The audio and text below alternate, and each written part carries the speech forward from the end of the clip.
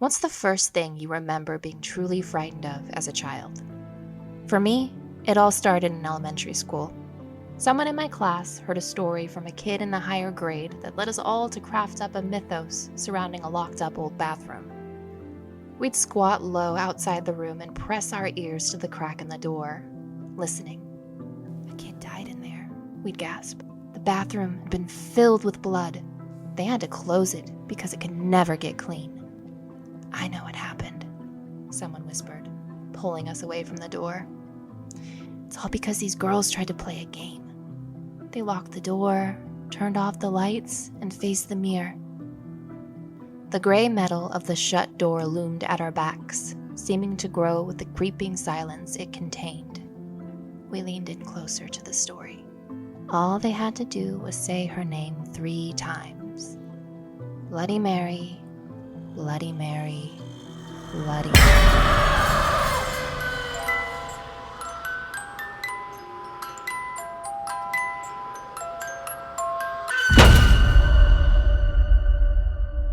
Welcome to Remnants. I'm Emily. And I'm Kayla. Ooh. So, unfortunately, I'm not kidding when I say my fear of Bloody Mary was like a legitimate thing. When I was a kid, like I was so scared to go to the bathroom that I would leave the door open at home. Aww. And as soon as I flushed the toilet, I was out. Like I couldn't look at the mirror. I like remember being in the bathroom and just feeling like there was going to be something there the whole time. And it's just like, I can't look. She's going to get me. I'm pretty sure the first time I heard about Bloody Mary was in kindergarten. And like the fear just grew and grew to the point where like even taking my notes earlier today, I'm like, no, I can't say it 3 times. Right, because I'm going to summon Bloody Mary. I mean, I definitely remember playing it at sleepovers. Yeah, I never did. And I think there's a couple times you like maybe think you saw something, but it's also probably just when the lights are out and your eyes are trying to like focus, you see things. But I don't know. But yeah, we definitely played that. Yeah, but so when I look back on it now, like I don't know necessarily if it was the game I found scary so much as it was the mirror, because I still find mirrors kind of spooky. And, sure, sometimes when I look in a mirror, the only thing in there that's kind of scary sometimes is my reflection. I had to. Talking about mirrors being scary. But if you really think about it, mirrors kind of have a weird place in the paranormal. They, they're like the key element in a lot of like sneaky, slow, scary scenes in horror movies. Vampires don't have reflections in mirrors. If you break a mirror, you'll have 7 years of bad luck. Like, they just have a presence for some reason. They're very prevalent in our stories and our superstitions. So, why is that? Yes. Why? Why? I don't know. Well, I have to how scroll are mirrors down. even made? Honestly, I've never thought about I don't know. I don't know what that is. I should have what looked that is a up as mirror? part of my... What is a mirror? Now I mean, it's glass of some kind. Yeah, it's a mirror's glass. How is I should have thought How of does this it work? How is a mirror made? Modern mirrors are largely produced by a wet deposition of silver or aluminum.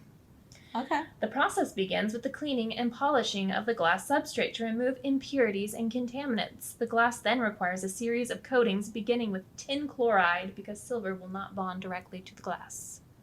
Very sciencey. Yeah, that meant nothing to me. But yeah, that's yep.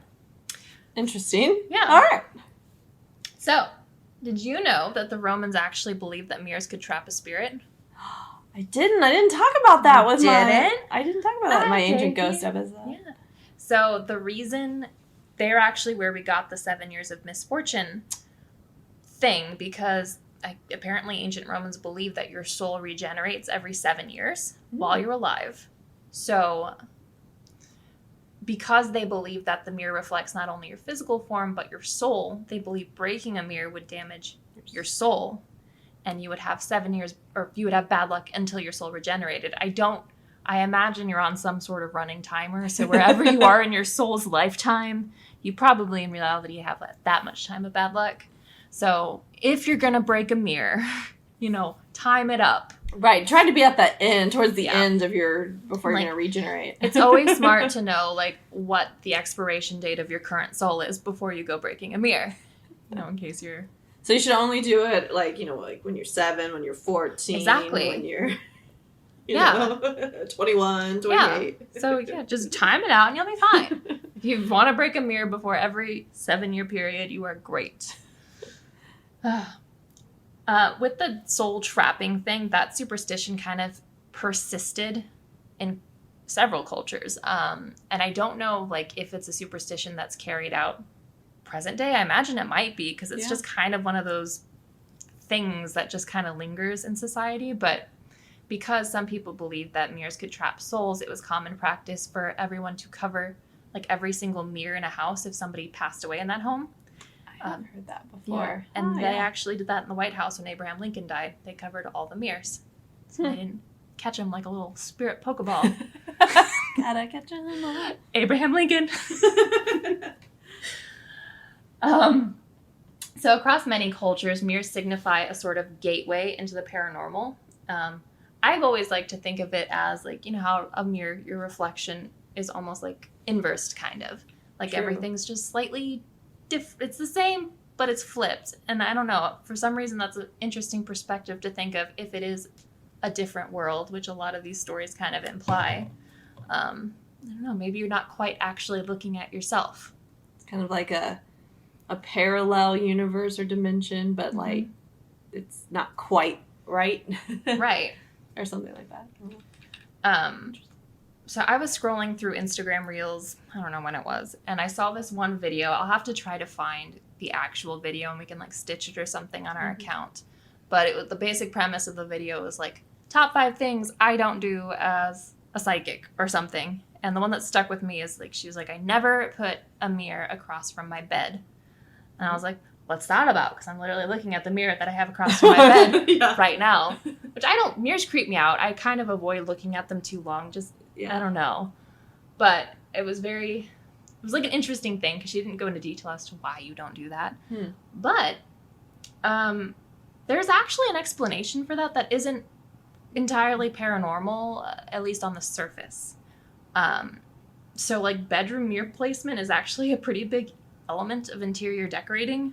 And there have been psychological studies done to kind of indicate why it might not be a good reason. It can actually affect your sleep patterns, and it has been known to lead to insomnia and night terrors and even sleep paralysis. Ooh. And sleepwalking. So both extremes. Either you don't move or you're moving too much while you're asleep. But the reason for that is obviously a mirror could catch movement that you don't see necessarily, so it kind of is keying your mind into all the movements happening in your room and keeping you from fully getting into that restful state. So that is the very basic, realistic reason why you don't want to do that. But also mirrors kind of, especially in the dark, if you stare at them too long, kind of like you mentioned before you even knew what the topic was, that mirrors can kind of make shadows seem to move and especially when it's dark, mirrors just get a little bit funny for some reason. Right. Yeah. Because you're right. Because they're catching light or movement that you might not necessarily see with your own eyes. Yeah. Huh.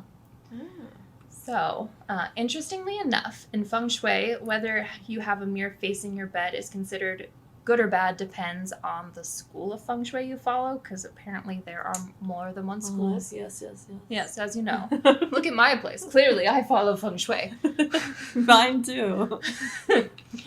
Some other schools of feng shui kind of go back to the belief that a mirror facing your bed can cause insomnia and nightmares and all of that, and also infidelity and soul stealing.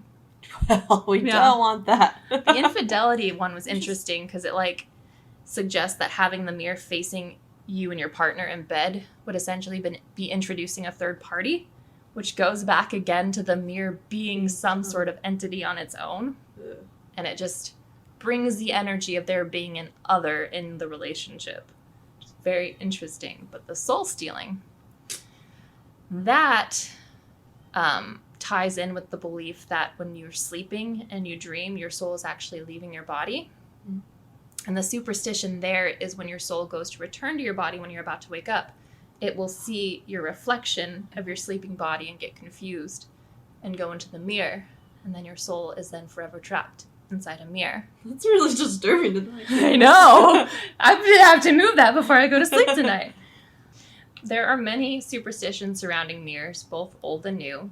I don't know if it's at all common anymore. It's probably just like any superstition that kind of lingers, but most people are just like, that's spooky, but it's not a thing. Right.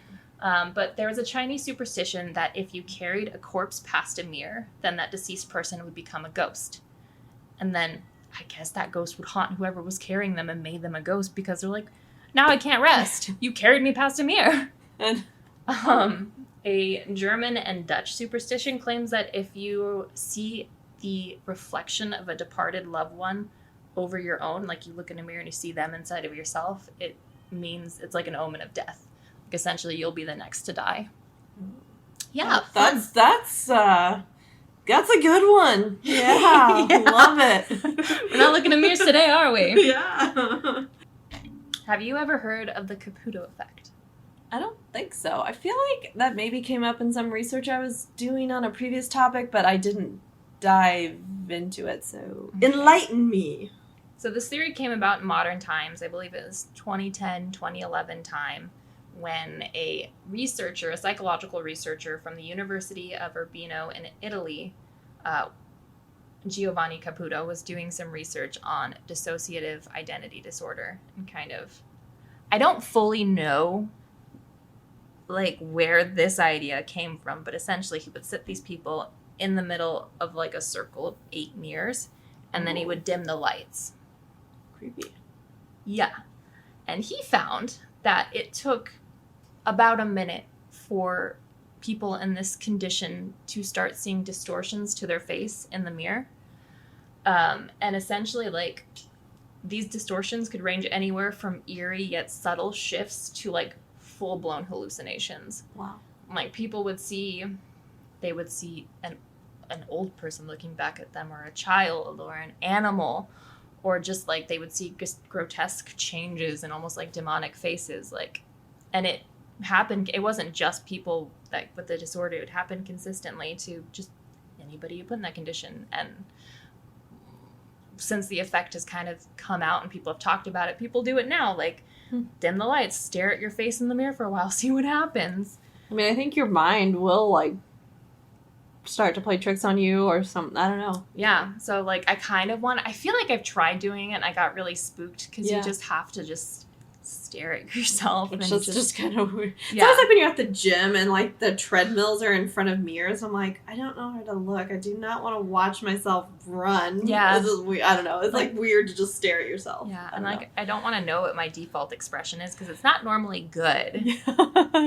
But yeah, I don't know. Just the idea of, I almost feel like every time I hear about mirrors and how they can be scary, it's almost like it crosses into the uncanny valley a little bit, where like things are obviously human, but something's just slightly different, so it doesn't register correctly. Yeah. And like, I don't know if it's just, and when I was researching, I don't remember who specifically had the quote, but they were kind of, they went back to the point that everything we see, like everything, all our visual inputs, they're not like complete direct translations because it's our brain trying to make sense of what we're seeing. So if our eyes are having a hard time seeing our reflection in the dark, our minds are going to take that and warp it into something different, which could be very scary. Sure. And apparently is very frequently. But maybe that's comforting. Why is our mind's default scary? Like, couldn't it be, I don't know. Defense mechanism. Probably. Oh, yeah, there's probably something to that. Yeah. Some primitive. Yeah, it's like if you can't quite tell what the face in the darkness is, let's assume it's a monster, just in case. Yeah. But, I can't be like fuzzy, comforting things. Apparently not. Apparently it can't be. So, kind of segueing a little bit. Naturally, haunted mirrors are a common phenomenon in paranormal lore. Oh. We're going to do a little bit of a throwback to our Dybbuk Box episode, and we're going to return to Zak Bagans and his haunted Haunted Museum. I'm my favorite dude. Rogue. No. She just bounced against the microphone, so that was probably noisy. So when you were there, did you see a mirror? Yes. Okay. And you can look into it. So it's in a room, and as you're leaving the room, they're like, if you want to stop in front of it for, 10 seconds or whatever, you can. And I think I did, but I also was like, this is really weird because there's all these people around me, so... Just look at yourself, I Kayla. think I'm not sure I really looked at myself because it was just weird. So... But anyways, tell me more. I forgot what this mirror is about. Yeah, so that mirror once belonged to the Dracula actor Bela Lugosi. Yes. He used the mirror in kind of like a seance to try to communicate with his deceased wife. But the stories say that the seance didn't go right, as they normally don't, and he instead summoned a dark entity that now resides within the mirror. And since then, anyone who's owned the mirror has been plagued by misfortune. For example, one of the people that bought it was murdered in his home. Others claim to see dark figures in the mirror, just like something in that mirror just exists and just haunts whoever owns it. So... Of course Zak has it. He gets it, and he just puts it in a museum full of other things that might have dark entities associated with them. Did you ever watch Wreck-It Ralph? Yeah.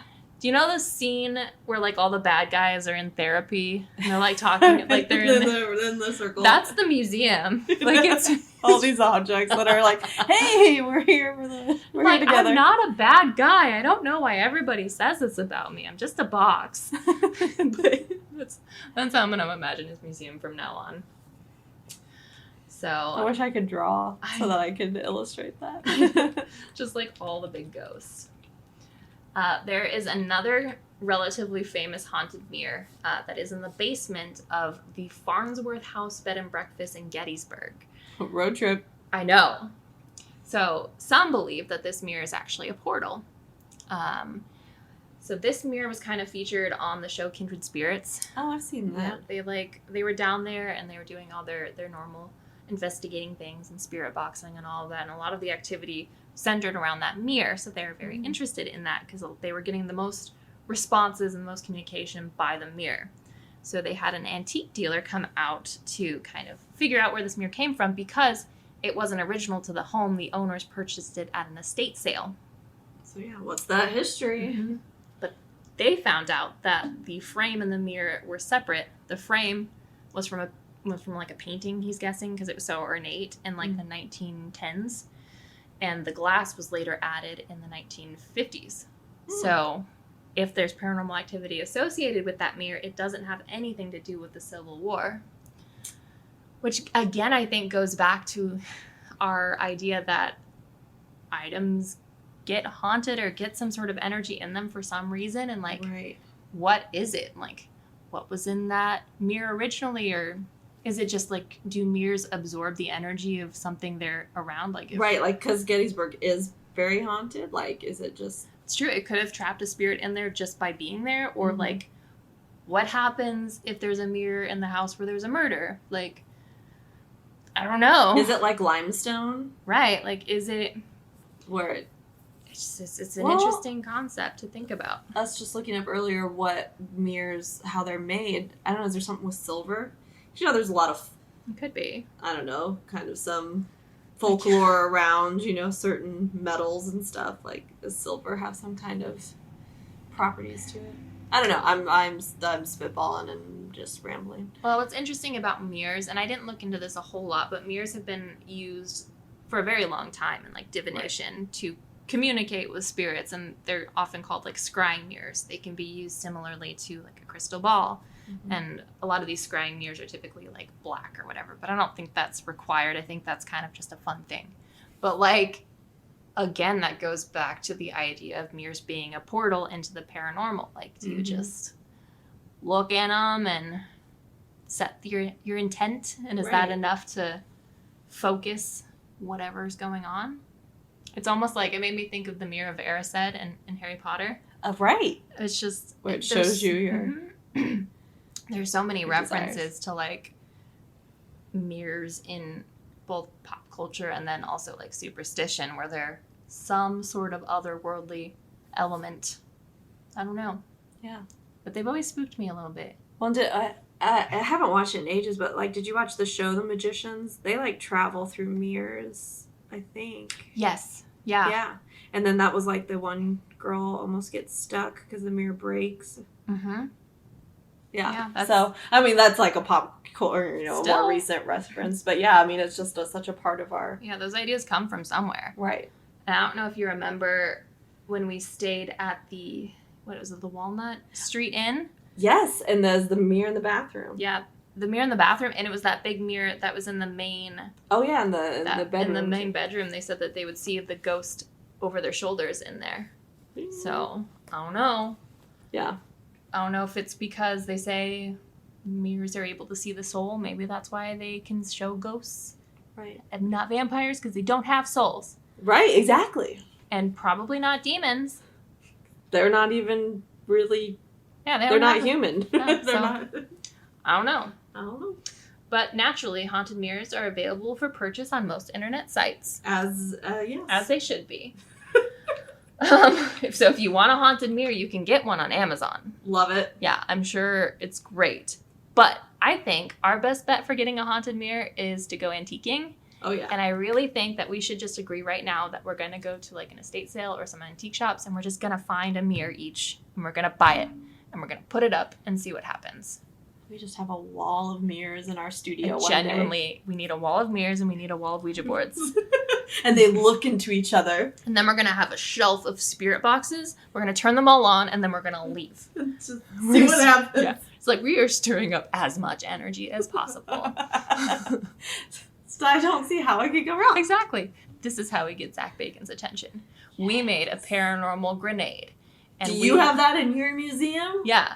Like, we do our work, and we record our episodes in the most paranormal environment. Yeah, like we stimulate.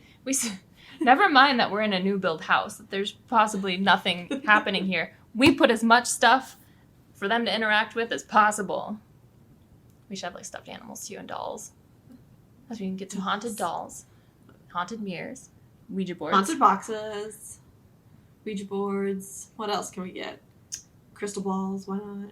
Crystal balls. We can get all the things. That's just going to be our goal, is to make our podcast studio so haunted that just being in there generates content for us. Love it. It's very important. So, yeah, and then it's a backup whenever we can't find an episode topic. Right. We'll just be like, well, we'll talk about our haunted studio. Because, like, as of now, my Walmart mirror is not giving me any additional content for this episode. I keep looking at it, but so far, nothing. But at least I know that if I wake up in a mirror tomorrow, it's because I got confused when I was trying to get back to my body. How do I get you out of the mirror? I don't know. I don't think you do. You could try breaking it, but I'll probably just die. Yeah, I mean... Maybe I don't know. You find a way to open a gateway in the mirror. Pull you through. Yeah, like open a gateway, and then when I sleep again, just make sure I go in my body and not the mirror. Cover the mirror when I'm sleeping. And then... In the mirror. Maybe you need a mirror to look at the mirror. Yes. And then when I'm going between, you're like, psych! It's kind of like a funhouse, like, room with all the mirrors. We gotta, like, trick your mirror self to get back to... Exactly. The mortal realm. It's perfect. Like, there's nothing that could go possibly wrong with this idea. It'll be amazing. I mean, we're just setting up a plan for if and when you get trapped in a mirror. Right. It's very important to have plans. You never know when it's gonna happen. I don't have a good, like, spatial reasoning at all, so I would probably do that. Oops. In the damn mirror again.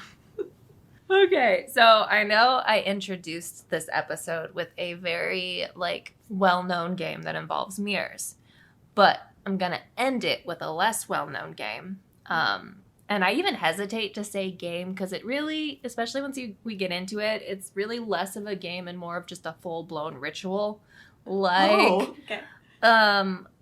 it's creepy, and it's part of, like, I guess we'll call it like a wave of internet-born urban legends that have been created in the last several years. You know, think like Slender Man, things like that. It's kind of within that realm, but just the way it was presented, for me at least, makes it more scary because it's just very specific.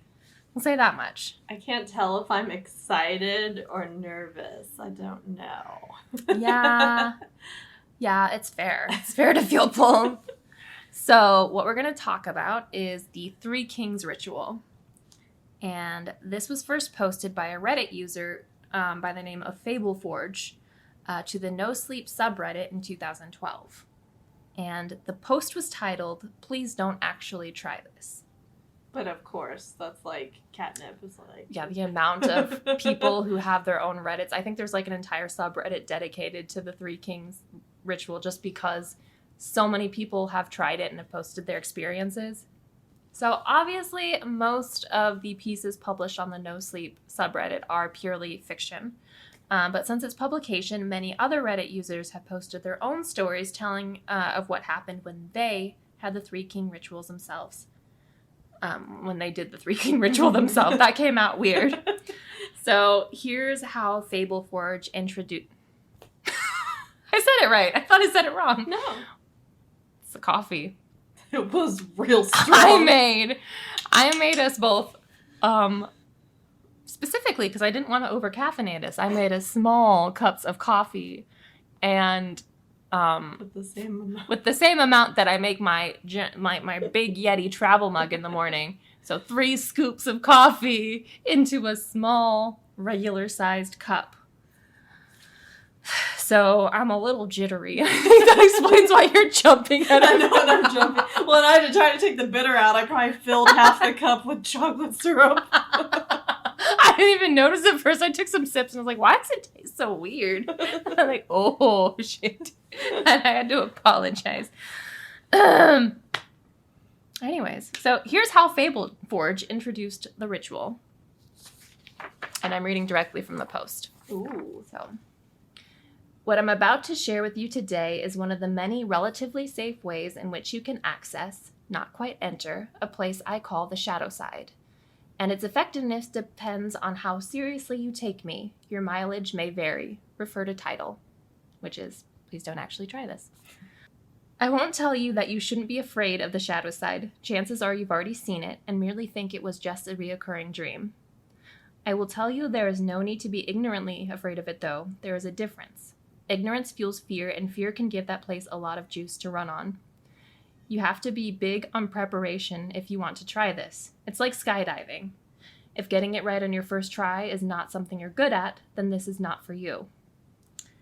If you do drugs or alcohol the night of the event, you're going to have a bad time. If you're going through some serious issues in your life and you're not feeling mentally or spiritually stable, or if you're doing this just to escape, you're going to have a bad time.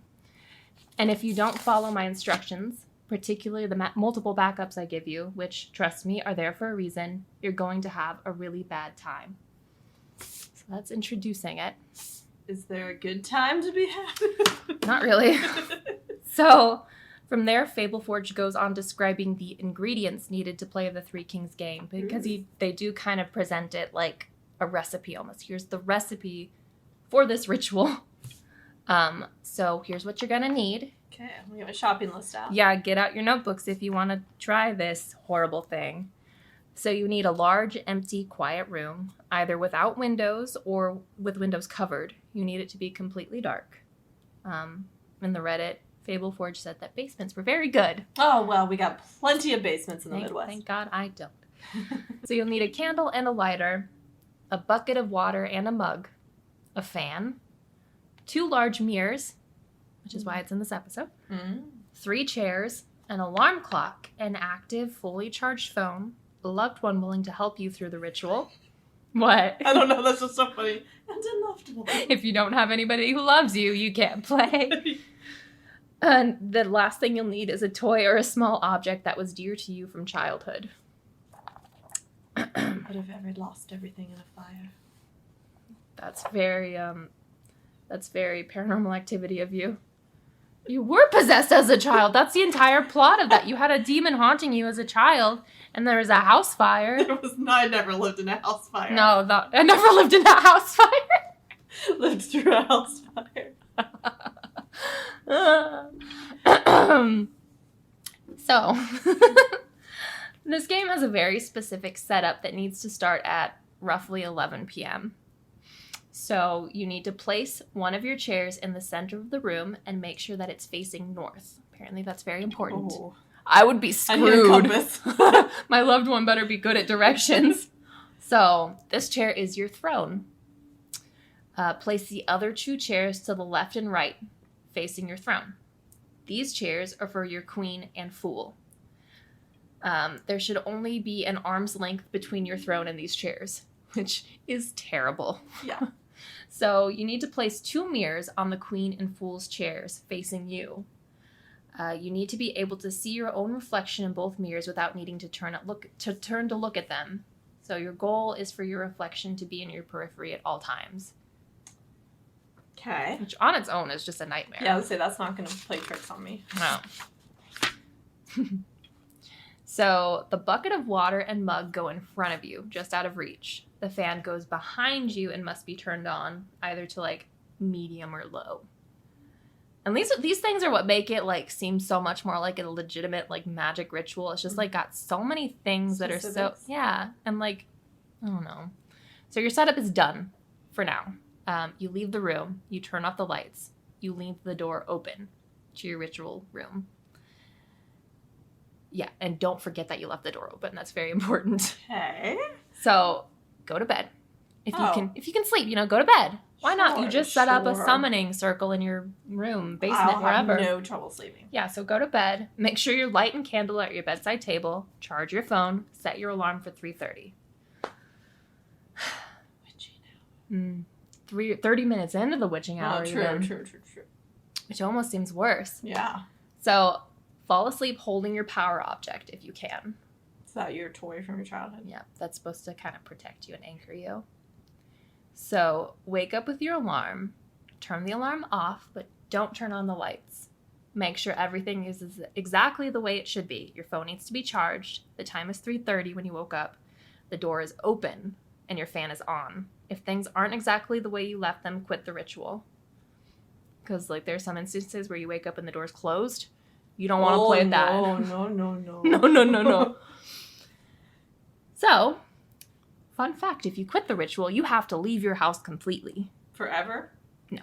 Just till like they said like 6 a.m. I would probably wait till sunrise at the very least, since you need to be in pitch blackness. Yeah, I would go to a hotel to do this in the first place, like not my house. Oh, that's a good point. So yeah, you have to leave, and you have to make sure you take your loved one with you. Don't abandon them in the house that you just filled with something. I'm leaving them. Bye. Best of luck. So we do not do rituals together. So you can run faster. Noted. No, we can just have ritual friends. It's fine. Yeah. Go through them fast. So if all is as it should be, it's time to go to your throne. Do not look directly at either mirror at any point during this ritual. You walk in, close the door behind you, walk to your chair, and sit down. And then you light your candle. You have to keep your candle lit at all times. It can't go out. And that is the reason why there's a fan behind you. It's supposed to help you kind of be aware of if you're moved. Because if you're moved and the candle is able to be accessed by the air from the fan, it'll get blown out. Sure. You should probably get out of there because something happened and you were moved because you don't want to interact with the mirrors or see them. So it's kind of like setting up backups to keep you from getting like sucked in almost. Ooh. So, okay. Yeah. Now when you enter the room, is it dark until you light the candle? Okay. Mm-hmm. Which would help you not see the mirrors. True. So yeah, you just walk into this pitch black room not knowing what's going on and just fun times. Yeah, what are you doing tonight? Yeah, never this. So you need to stare straight ahead into the darkness throughout the entire ritual. You don't want to look at the mirrors. You don't want to stare down at the candle either. Like you kind of want to, it's almost like keeping yourself, like when you're trying to keep your balance and you have to keep your focus on something still, it's kind of like that. Okay. So you need to start the ritual exactly at 3:33. Ooh, so you got 3 minutes to set this up. And not only, like, that's even worse because it's, you know how important 3 is, like, with demons. So 333, like, I don't like that. Times 2. Yeah, it's just great. So good. So the ritual ends at 4:34. You should be safe if you make it until then. Yeah. What if you're not? If you don't leave on time, your backup is there to help you, but they shouldn't enter the room unless it's completely necessary. And that's why you have, like I said, the candle to try to alert you if something moved you. Mm-hmm. You have your phone so they can call you, because a lot of people, when they play this, enter like almost a trance state. Sure. Which, even if you set the paranormal aspects aside, and we'll talk more about this later, but the entire setup of the game, I could understand that just happening. Like, almost like causing like a fugue state or something. Like, all of those random things. Yeah. But yeah. So, what does this ritual do? Yeah, what is the point? Because it sounds so fun. Yeah, it sounds legitimately just so terrifying.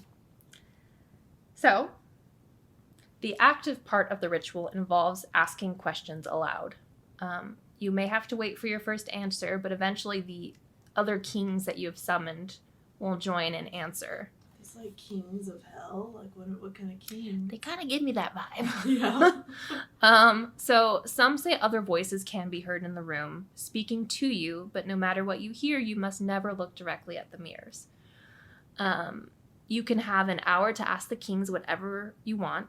But you need to take it seriously, because the answer, like, you need to take it seriously because you don't necessarily know what you summoned. It could just be like any old spirit, but from all of the descriptions in this, I don't really feel like it's just any old, like, ooh, Casper in the mirror. Like, I don't think so. So take it seriously and just be aware that the answers won't always be pleasant, and they may answer your questions with one of their own. Because, like, a lot of what I've heard about this, like, you don't quite know what you're gonna get. Like, some people have reported having like very positive, like, eye-opening experiences. Like, they learned something important about themselves, and like it's almost like it's a good thing. But then some people experience things that seem very evil and like are there to just scare them and, like, I don't know, talk about their death. Going to go to hell or something like that. And then other things who joins you, right, which makes it worse because you want to do a mixed bag of summoning, like, I don't know what I'm going to talk to tonight in this dark room for an hour that I can't look in a mirror, right? But yeah, a lot of it seems very focused on trying to trick you, and that's almost why there's like the two entities. It's like one, in some respects it seems like one will tell you the truth and one will tell you a lie, and you don't really know what's going on. But then that's not necessarily always the case, because who knows who ends up being there.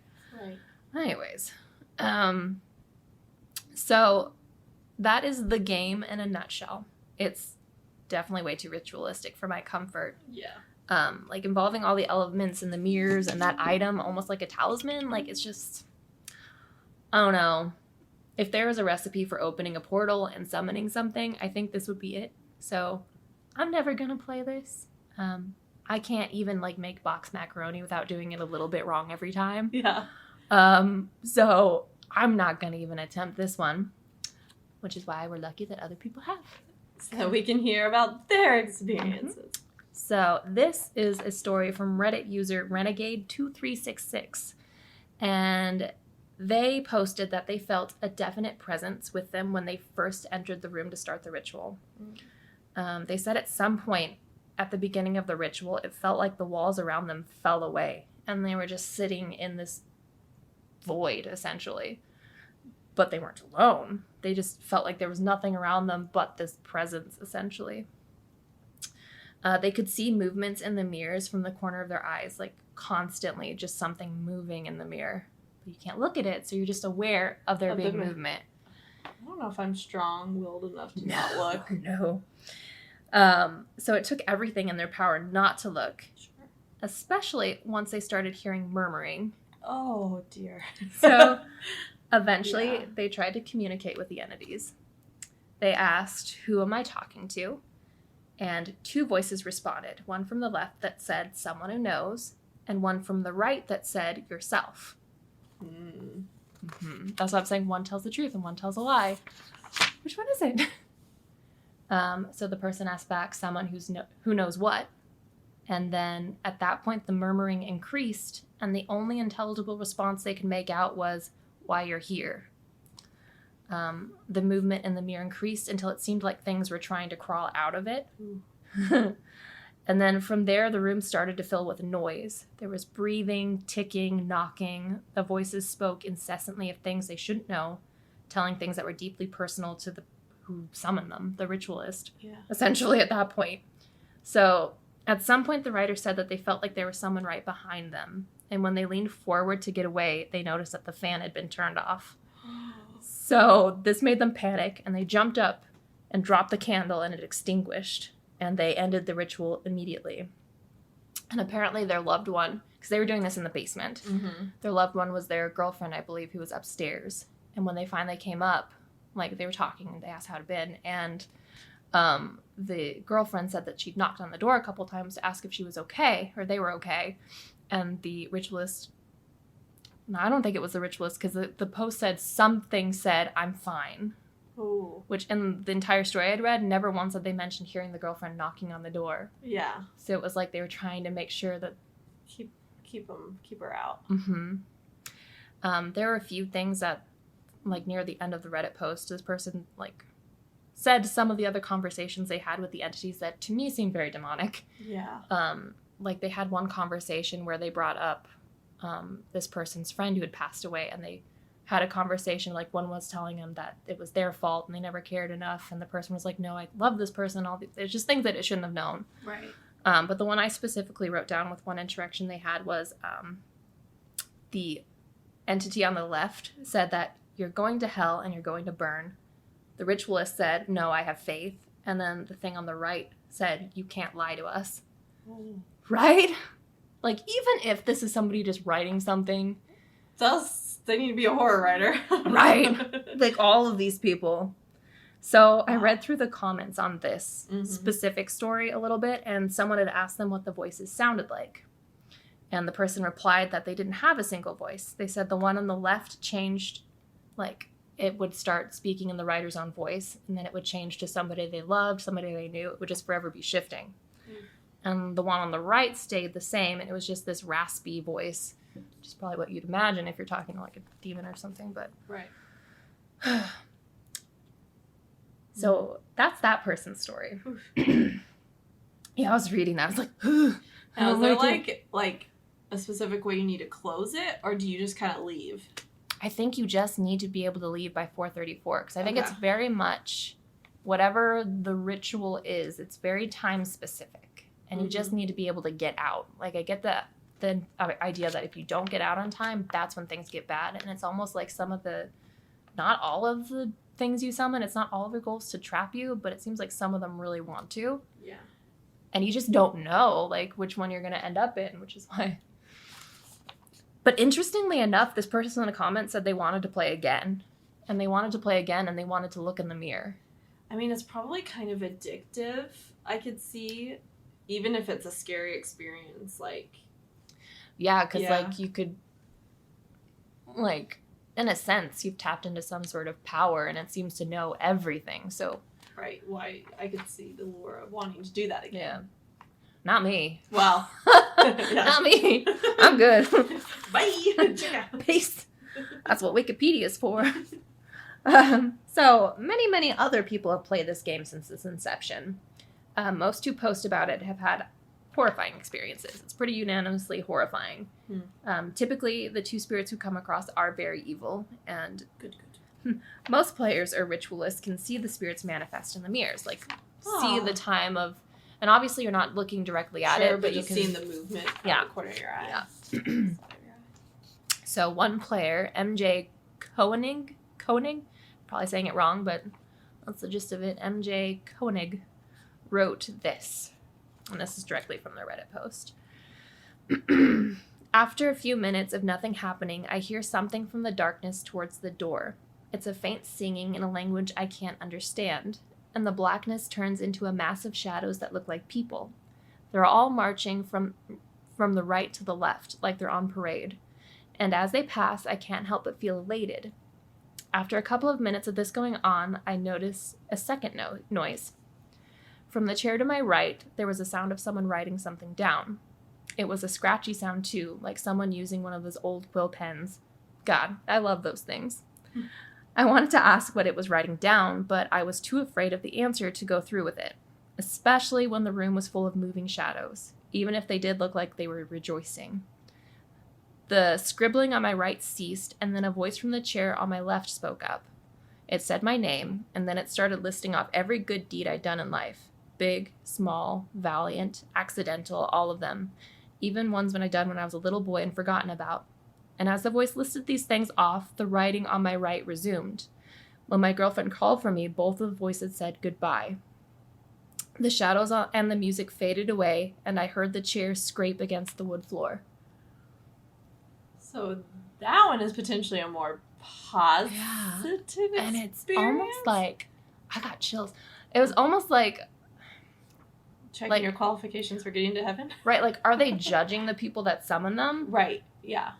Because that setup almost made it seem like they were in a court, like, setting, and, like, that person was lucky enough to be a good person. But, like, what if you're not, and you do that? Yeah. I mean, that one I found very interesting, because it was almost completely different. It was the same in the shadows, which you'd expect with the game setup, but, like, I don't know.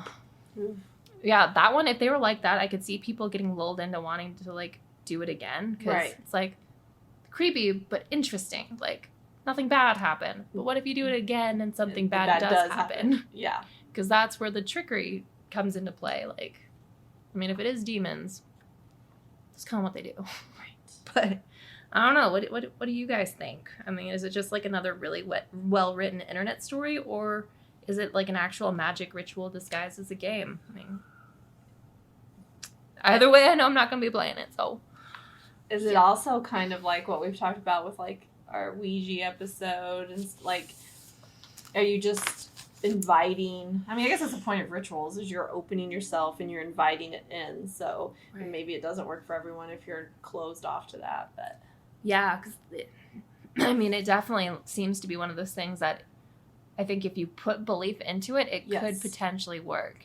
And it has all the elements that should make it work, really. Like, and I mean, to kind of play the devil's advocate, like, you know, when you're in a dark room with just a candle, your eyes are going to try to focus. So I can see the shadow parts being debunked because your especially eyes, with the one candle, your eyes are going to play tricks on you in the dark.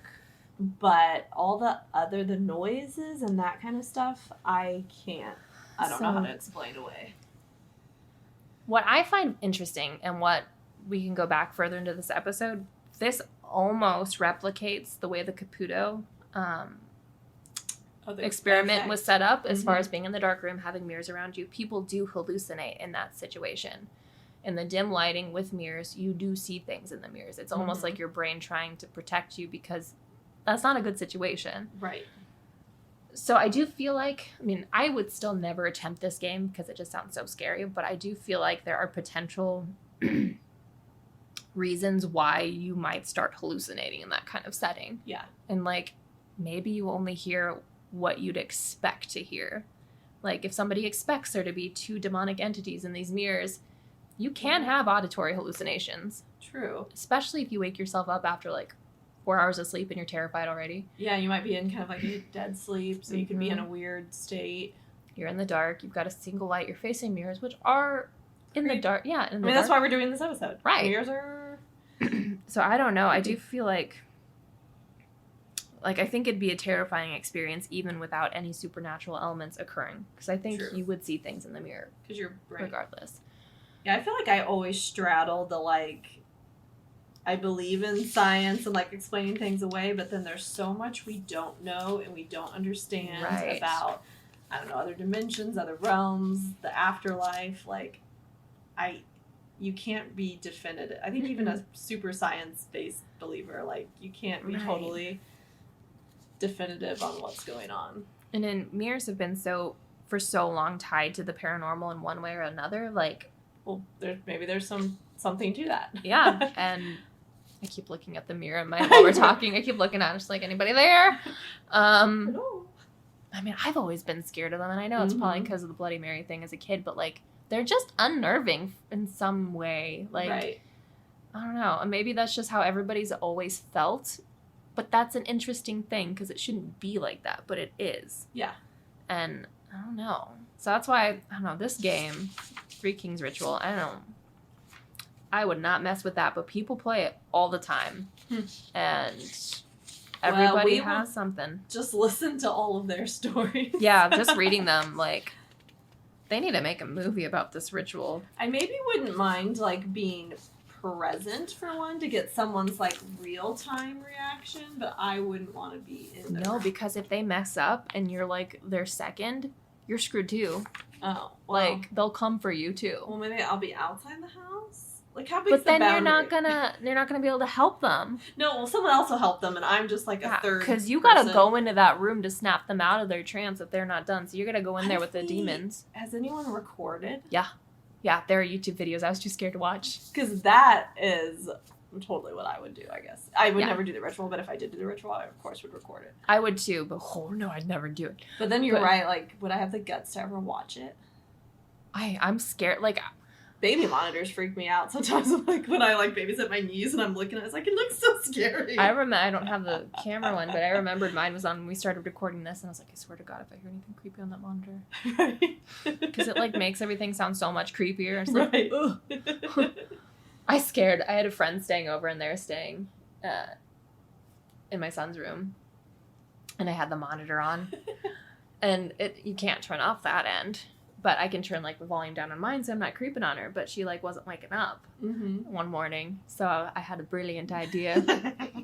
I turned it back up, turned the volume on, and I went, Crystal. And she said she woke up to just hearing that whisper, and she was like, Aww. I didn't think it was real at first. But then, of course, I went, Crystal. I was very pleased with myself. Yeah. I got to be a ghost. You got to scare someone. I did. She woke up. She woke up. It worked. Who needs an alarm clock? And you've got me. I wanted breakfast. But yeah, that's that is really creepy. Yeah, and that ties up the Haunted Mirror episode with a. If you guys feel like playing that game, look up the rules on Reddit, but I don't recommend it. And we take no responsibility for what happens to your. If you do play it, let us know how it goes. We'll read your story. Yeah. Because I ain't ever playing it. Hell no. No. Sounds terrible. Yeah. Well, there's a lot of other things I want to do. But I will read about it. I find that fascinating. I do love reading the stories because they are all very well written. Yeah. And terrifying. So. Well, that's another aspect, too, that makes me kind of lend to credibility. Like, I feel like even with writing or when someone's speaking, you can tell when someone's I don't know. I feel like I can tell if someone's not being a good actor, like, it doesn't seem genuine. So I think in writing you can tell that too when someone's being genuine. Yeah, maybe, but I mean, maybe not always, but I don't know. If it's fiction though, if you're just but not everyone's a good writer. Yeah, it's true. But maybe all these people on Reddit are. Like, they could just genuinely be very good horror writers. Well, then it's still interesting. That's almost like, have you ever did you ever read the Dear David series? When it was out, it was like a Twitter horror story almost. I don't think so. That was one of those ones where I always knew it was fake, most likely. And, like, definitely fake. But it was so well written, it was just eerie. It felt like it could be. And I was like, I don't even care if it's fake. It creeped me the hell out. Yeah, I don't know. We'll leave it at that for now, though. But, everybody enjoy sleeping with your mirrors in your room if you got them. Yeah, no, I do have mirrors, but none that, like, look at me anymore. Well, I can't see mine usually, so there's that at the very least. Something. Yeah. I'm glad that ritual is so complicated because you can't accidentally do it. That's true. Like, I accidentally am sitting in front of a fan with these other two chairs and these two mirrors on these. Oh no, I started at 3:33. Oops. Thank goodness. Whoopsie. Thank goodness those entities have such specific rules. It's very generous of them. It is very. I think that's an episode, though. I like it. The end. The end, yeah. Never know how to end these. I know, I think, let's see, is this our 11th episode? Yeah, we still haven't figured out how to end. Just go, yoo-hoo! Yoo-hoo! Big summer blowout! Obviously, that's how you end an episode. Duh. Bye! Well, bye! Bye-bye! See you later!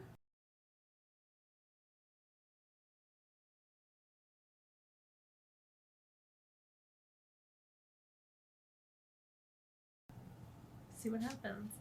I like my deja vu. Like, I only specifically have it, like, about things I've dreamt about. Like, I've had, and this happened to my dad, too, even. Like, I dreamt not too long ago that there was, like, that my ceiling was leaking. Like, I had dreams that it was leaking everywhere. Mm-hmm. And I woke up the next day, and I was doing laundry, and I just looked up, just because.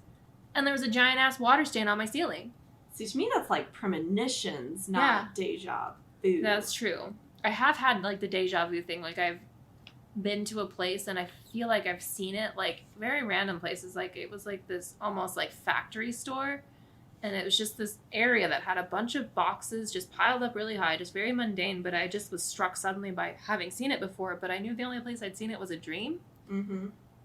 And then my dad, I probably have told you this story. My dad's weird as fuck with shit. I know you've said he's, like, very sensitive. Oh, he's so sensitive. Like, he blows it off. He's had in one of the houses he's lived in, like, literally he'd wake up, go into his kitchen, and all of the cupboards and cabinets would be blown open. All the doors would be completely open. Nope. And he's just like, huh, it happens. Oh my god. I'm like, Dad, no. That does not just happen. He had, so he had a dream when he was a kid, that him and his sister were walking to a grocery store from their house, like, realistic path to get milk. And he described they were walking through the parking lot, and this car, I don't remember the make or model, but he knew specifically the make and model in the dream, and this car pulled up slowly towards them. And this guy, like, asked like, for directions or something. And when they turned, they saw the guy in the driver's seat was, like, completely, like, not, like, burn victim burn, but almost, like, demonic burned, like, think, like, charred. Anakin. Yeah, charred. Like, he's just, like, this horrible creature. And he woke up. And then, in reality, awake, my dad and my sister were walking to the grocery store. They were in the parking lot, and the exact same car pulled up next to them. And my dad said he just bolted instantly. And I was like, what was that gonna be? Right. Because his sister chased after him. Right. Like, was that person bad? Or, yeah, like, maybe, like, it wouldn't have even looked exactly the same, but maybe he saw into what their character, is that where you're going, like, what their character is, that they were not a good person. Yeah. And that he saw what they truly look like on the inside. Ooh, that's creepy. He's had dreams, I'm just spilling all my dad's tea. Gotta have him on the show. He's had dreams, like, when he was seeing somebody who ended up being really toxic and bad for him, like, he had dreams where his mom would come to him and say, this person's bad for you, I don't like them for you, and that was before anything had happened. And he would, like, have dreams, like, of demonic entities during that time, and things went, like, really bad. His mom passed away. Mm-hmm. Oh. And she comes to me in dreams too, like, but it's more just like hugs and stuff, but she literally is just like, I don't like this person for you. I was like, what the fuck, Dad? Listen to your mom. My mom would say that my dad... Oh, sorry, that was me. I was like, that was me hitting the table. My mom would say that my dad would sit up in bed in the middle of the night and just be talking. Oh. And he just keeps saying, like, nothing happens. It's fine. Tra-la-la. I'm like, Dad, you're friggin' psychic or something. Yeah, he's definitely... That's why it's like we need to take him on these things, but he doesn't he doesn't believe in it. So then... But that maybe shows how strong it is, because he's not... what's the word I'm looking for? He's not, like, honing in on it, or he's not, like, accepting it, but it's still happening. Yeah. Like, all the time. And he's one of those people who's just like, that's funny. Dad. No. I'm not laughing. Yeah, that's... Well, I mean, do you think you have, I guess, maybe some of that passed to you, or not nearly as intense? A little bit. I didn't even tell you one of the other ones. Jesus Christ, my dad. I probably have told you this one, but, like, you got me off topic hardcore. It's fascinating, though. My dad discovered he had, like, late onset asthma not too long ago, and he was having some issues with the surgery he needed, and, like, he found out that when he's put under anesthesia, he can stop breathing. So, yeah, he had a surgery, and I was in the waiting room, because I'd driven him there, and I was pregnant at the time, and I didn't know this was happening, but when he was in surgery, he stopped breathing, and they were trying to resuscitate him. And during that time, he had a dream where he, like, went into the waiting room where I was, and there was a curly-haired child sitting next to me, and he told my dad that he couldn't leave because they were going to be friends. And he woke up.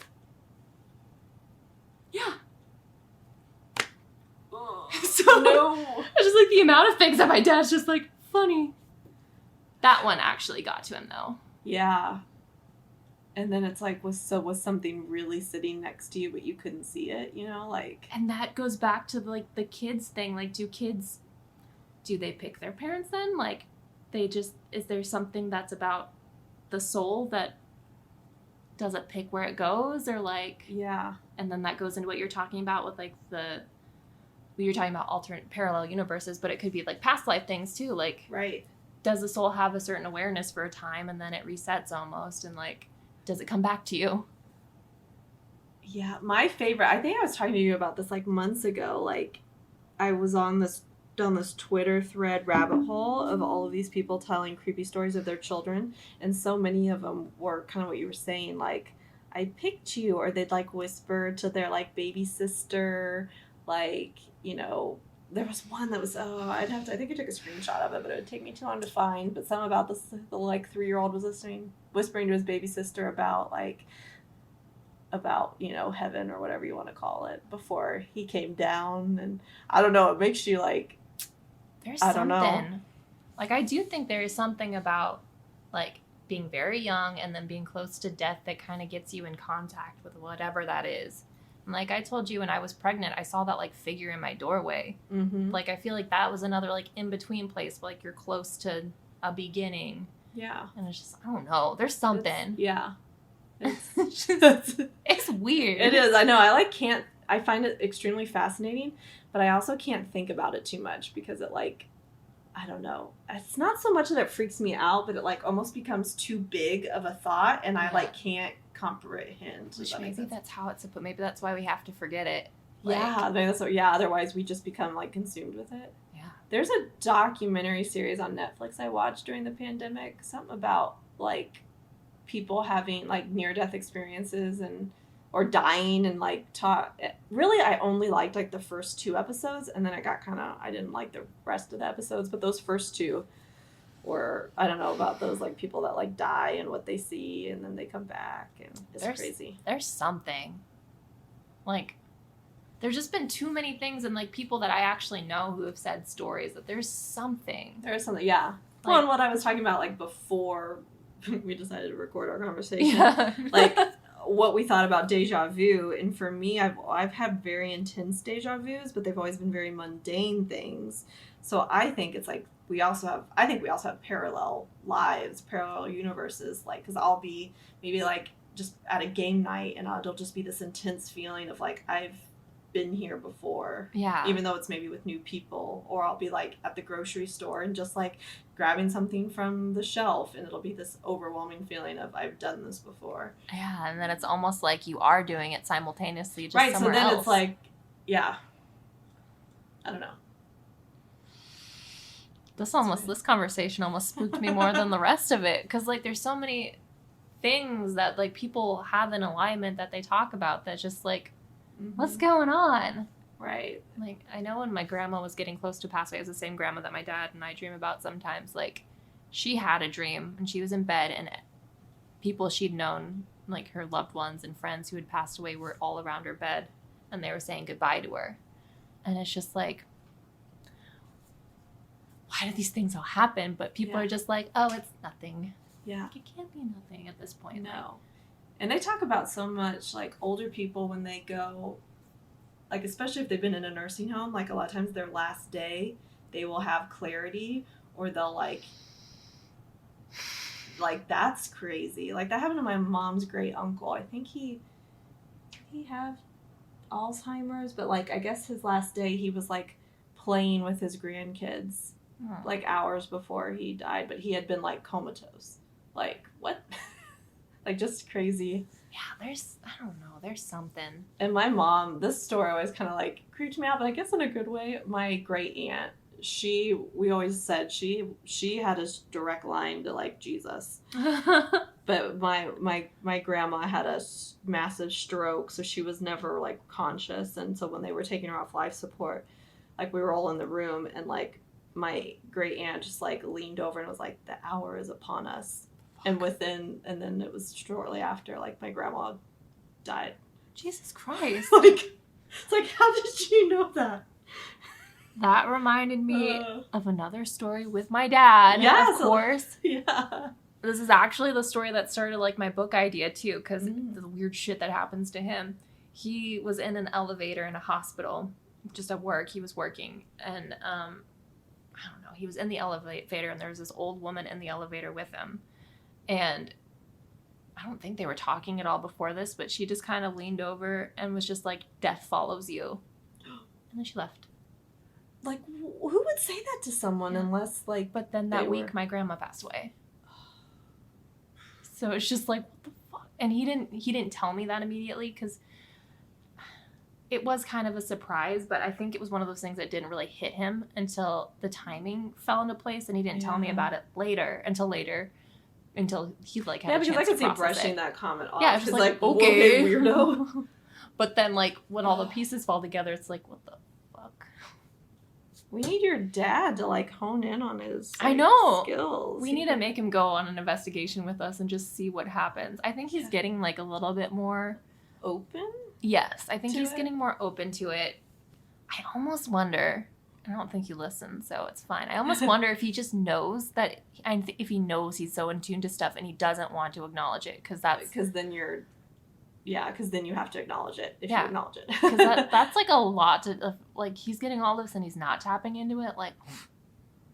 And he always says he doesn't remember his dreams, but when he does remember them, they're intense, which I almost do the same thing, too. Like, premonition-y.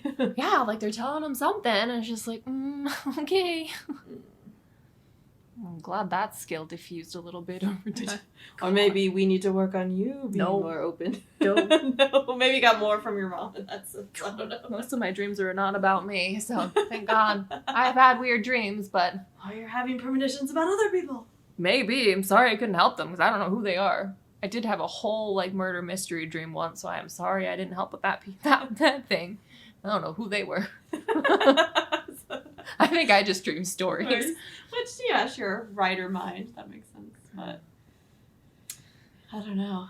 That's like a whole topic in of itself. Like, yeah, I don't know. Deja vu and like slash, I don't know, being sensitive to whatever else is out there. I don't know. Yeah, I don't know what we're going to do with this audio. Is this like a whole episode? Or like, what did we do? You just tag this on here?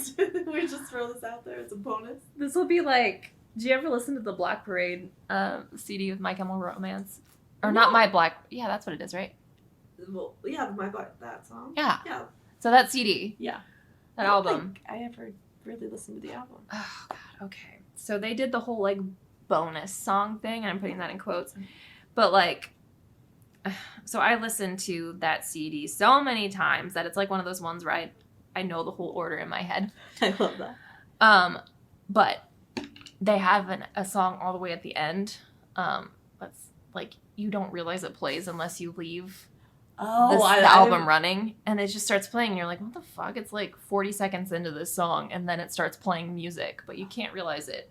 Because old CD players and stuff doesn't show you where the song is tracking. So that's what this is. This is this version for this episode. We just leave some blank space. And then we're just like... We're still talking. I kind of like that. Add to the chaos of our... That was really common. They'd hide those tracks, like, on the last song. So unless you, like, left it running... This is our hidden track. It's our hidden track. Well, why we're just, like, there's no rhyme or reason to this. I was trying to find those screenshots I took of those children from Twitter. What? I was talking about the creepy child stories. What children from Twitter? What children? The children. Emily, like, I took screenshots of these children from Twitter. No, children's stories from Twitter. But it still might take me too long to find. When was that? Oh, also being funny. I think we had talked about in a previous episode how I'll just, like, randomly send you things out of context. You did that to me today. That's what I was like, did I miss something? She just randomly texted me in the middle of the day today. 3 Kings is creepy. I'm like, what are you talking about? I don't know. I forgot how long it had been since we talked about it. And I don't think you ever talked about it with me, or I wasn't listening to you, which is a possibility. You're probably just like, no. No. Well, I was really creeped out doing research on it, and, I just texted you. I had no support. You're just like, what's that? Kayla. We'll find out later. Okay. Oh, you want to hear some creepy stories from Twitter from children? The children Twitter. The child's. The child's. I'm just going to read these. I don't know if they're in any order. Okay. My 3-year-old would sit and stare at the same corner of the ceiling and say he was looking at the ha-has. Responding to questions, he said ha-has were all black, had no eyes, no face, but a big mouth. And sometimes they hang on the staircase, too. No. Then we stopped asking questions about it. He stopped mentioning them by 5 years old. At 8 years old, it felt like no big deal, and we brought up the ha-has. He didn't remember them at first, but then he did. He got really quiet, said he didn't want to talk about it anymore, and left the room. He is 15 now, and I will never bring it up again. Oh my God. That literally gave me chills, too. My 3-year-old... Here's another story. Why My are they 3-year-old sometimes refuses to sleep in my bedroom because the people are in there, and she randomly tells me people are knocking and asking why I don't open the door for them. Why are they all 3? That's what I want to know. Why is 3 the ghost age? Oh, this one. When my daughter was around 4 or 5, she calmly insisted that she had been married to a man named Brad Huffington. When we asked what happened to him, she replied with a note of sadness, he was lost at sea. That's Brad. something that I would do. He was lost at sea. Oh, that one is really funny. Here's a good one. This kind of is going into past lives. My older son was convinced he was once Bern Smith with a twin brother named Bert Smith who lived in Idaho.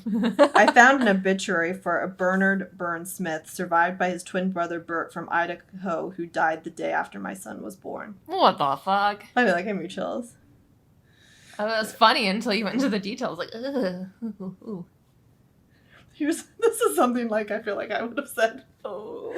I'm Catholic, and a few bishops ago, the cathedral was redone to include a huge hanging crucifix suspended from the ceiling from 2 wires. My 6-year-old confidently told the bishop at the time, the day the world ends, you'll know, because that's the day the cross will fall. Holy shit, Ken. Oh my God. I just imagine this little, like, 3-foot tall thing just looking up like, the cross will fall when the world ends. Jesus Christ. Oh, this is the one. That's, like, kind of sweet but creepy. This is what I was trying to think of earlier. A friend's child insisted on sleeping with his infant sibling, explaining, the baby still knows how to talk to God, and I am forgetting how. Oh. So I think that's why, yeah. I don't know. What the hell? How do kids just say things like that? Then this person replied to that. My son said something similar when he was 3. He said, I knew all of God's secrets, but now I'm forgetting.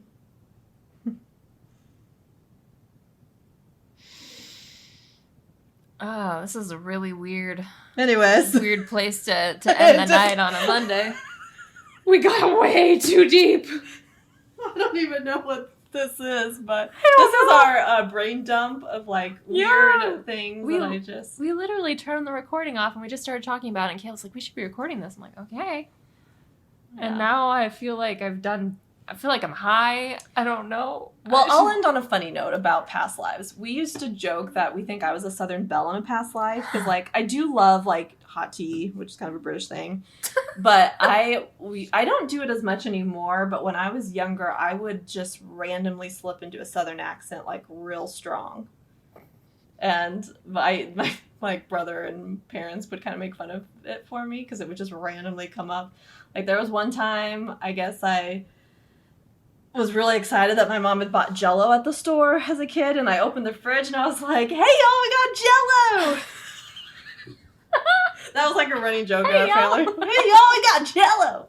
And I guess there was another time I was, like, shopping for Easter shoes with my mom, and we couldn't find the right pair, and I guess I just said, I don't need no fancy shoes.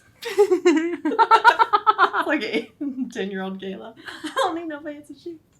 And, like, no one in my family has Southern accents. Now, it could just be being silly because I say silly accents, but I don't, it still happens now and then. I'll, like, randomly slip into a Southern accent. And I don't mean to, but so is that my past life coming through? I was a Southern belle. It's very strong. No, you're just like this little man who sat on his porch. I don't need no fancy shoes.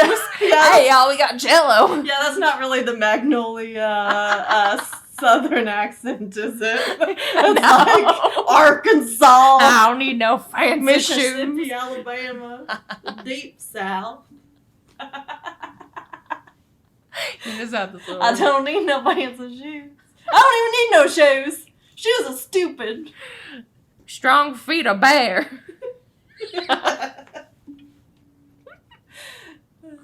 Wow. So is that better to end on? I don't know. I feel a little bit better, yeah. I do. I don't need to watch something tonight. God. I definitely want to get on a campaign to get your dad to go with us somewhere. I don't think I want to take him to Sally House. No. What about Pythian? Ooh, that would be fun. And then he could help pay for the room. Exactly. We can get that really cool cottage house. Yeah. Oh, and then pay for the... And then pay also for the investigation. But also, we just want to exploit his ghost powers. Mm-hmm. I legit think that man is a psychic. Yeah. And we would have a camera on him the entire time. Strap a GoPro just to him and be like, Dad, go! Go into the tunnel! Go. Shoot! Speak to Mr. Boots! Yeah, we're just gonna boss him around. Go in that room! But actually, like, kind of going back to our Pythian episode, it would be, because we don't really, there's not a lot known about the ghosts at Pythian, bringing someone in, like your dad, who might be able to give us some answers about what's going on at Pythian Castle. But also, like, low-key, not anything like Sally House level. No, that's like, too... I think Pythian's just more... Especially with him, like, not really buying into it. I can see him just having something happening. Like, there's this ghost just tap dancing in the background. He's like, this is bullshit. We'll be sure to have some sage on hand. Solid. Like, why are you doing that? Just in case that. Just in case. Don't Don't mind us.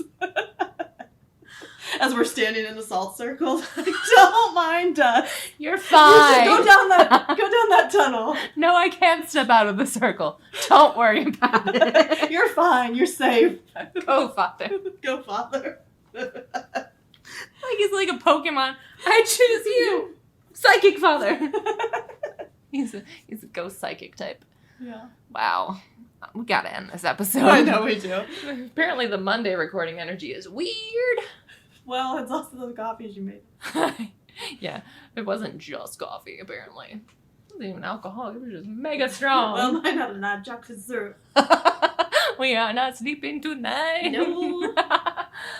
Jesus Christ. Okay, well, I'm going to end it for real. Yes, so Thank you. sweet dreams,